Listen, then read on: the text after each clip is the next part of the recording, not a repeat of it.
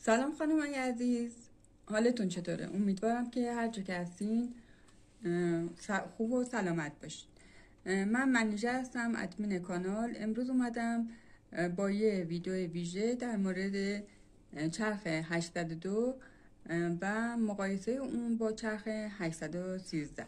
این چرخ 802 که توضیحاتش رو تو ویدیوهای قبلیم گذاشتم، طرز کارشو و تنظیماتشو. اما چرخ 813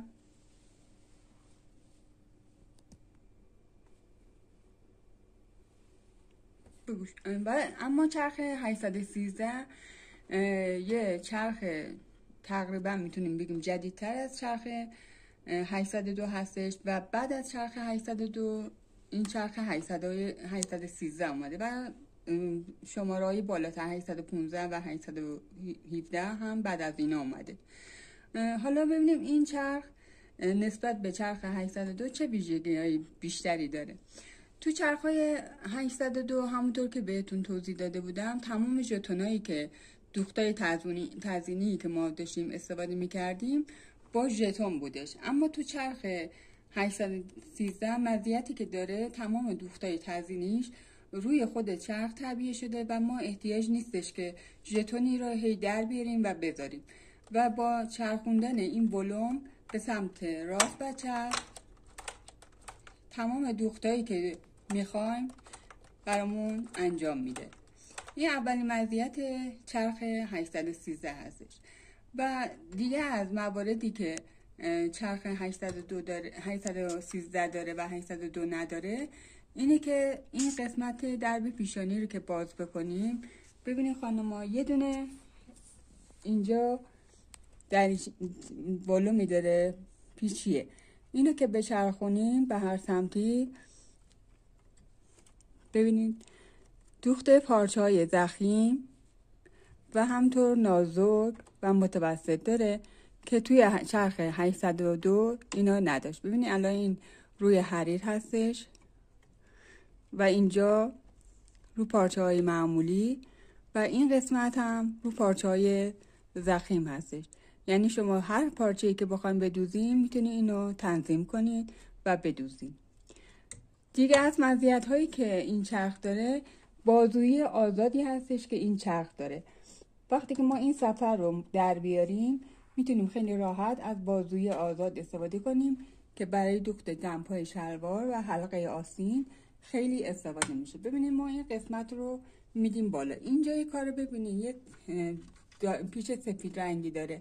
اینو راحت میتونیم بکشیم بیرون و اینو در بیاریم. حالا اینجا رو نگاه بکنید، این قسمت آزاد هستش، یعنی شما دوختای دمپای شلوار رو با حلقه آستین خیلی راحت میتونیم با این بدوزیم.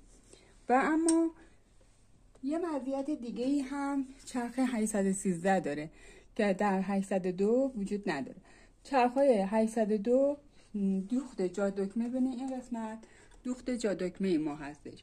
توی چرخ‌های 813 جا دکمه‌ای که به ما میده توی 2 مرحله انجام میشه، ولی در چرخ‌های 802 در 4 مرحله انجام میشه.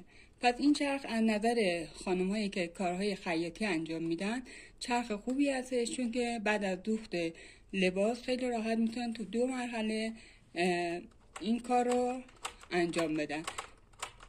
ببینید اینو میذاریم روی اولین درجه، ببینید روی این قسمت وقتی که دوخت اول رو زدیم خود به خود میره روی دومی و بعد با یه فشار میره روی قسمت سوم که این دوخت جا دکمه رو من توی فیلم های بعدی براتون توضیح میدم. ببینید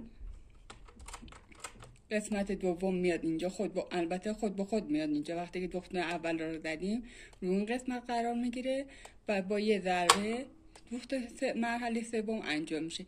این همه این کارها با توسط چرخ هستش و به طور اتوماتیک خودش این کارها رو انجام میده که تو ویدیو بعدیم آموزش جا دکمه در هم چرخ 813 و هم در 802 رو براتون میذارم و توی ویدیوهای بعدیم هم طرز گلدوزی با این چرخ و تنظیماتش رو براتون تو ویدیو بعدی میشالله میذارم.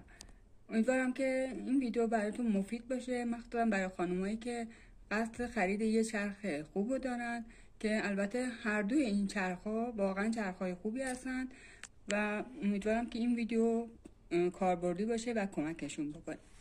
تا ویدیو بعدی، خدا نگهدار.